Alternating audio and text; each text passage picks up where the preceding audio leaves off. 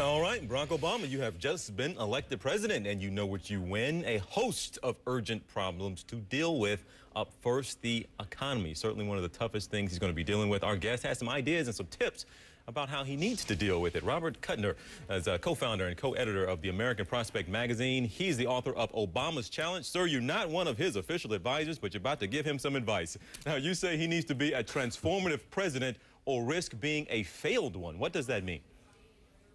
It means he has a Roosevelt moment, and he needs to be something like Roosevelt, or he's at risk of being something like Hoover. In the segment a few minutes ago that your viewers saw, you saw a laid-off person tightening his belt. Yeah. You multiply that times several million. People spend less money at the store. The New York Times yesterday had a story about retail sales cratering, 20%, 25% reductions in retail sales. So you have a classic downward spiral. And he has a rare opportunity. People wish him well, but he's at risk of thinking too small. The stimulus that he's talking about, $100 billion a year, sounds like a lot of money. Yeah. The one that they did last year was $168 billion. So he needs to think big, or the economy could fall in on him. Now, you talked about people wishing him well. Is that kind of an advantage here? We remember President Bush talking about in his reelection in '04, talking about he had just been given some political capital that he expected to spend and was going to spend. Does Barack Obama have something similar to that, in that people wish him well, want to see him do well, certainly have high expectations, but does he have a bit of political capital here as well, and maybe linked to, I mean, he pretty big landslide in the Electoral College, so does he have some of that going in?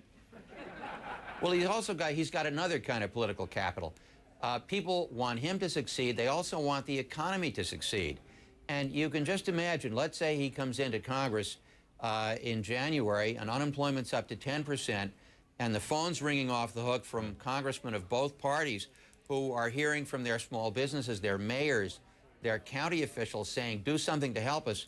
I don't think any congressman, Republican or Democrat, is going to say, no, that's too much money. Yeah. I think they're going to be asking for more help. So he's got to reach for the stars. Now, are the expectations to the stars as well? Are they through the roof? Is there any way he can really live up to these expectations? People have a lot vested in this man, politically, personally. People that don't even know him, they follow him in such a way, and they're expecting big things from him now.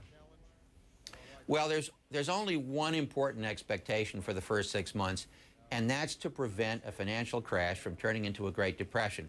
He's got to get the financial rescue right, as Secretary Paulson has not done. He's got to put a floor under housing prices so that one foreclosure does not cascade into another foreclosure and drag down the whole neighborhood.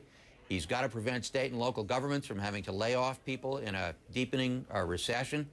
And that's topic A. It's also topic B and topic C. If he does that right, he will have even more goodwill, and then he can get around to some of the even more difficult stuff like universal health reform. So expectations are high, but the most important expectation is let's avoid a depression.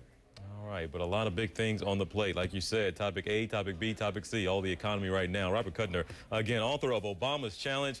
Maybe you will become one of his official advisors once he gets a look at your book and some of your ideas. I just hope he reads the book. All right. Well, you're giving free advice, even better. All right, Robert Kuttner, we appreciate you, sir. Have a good one.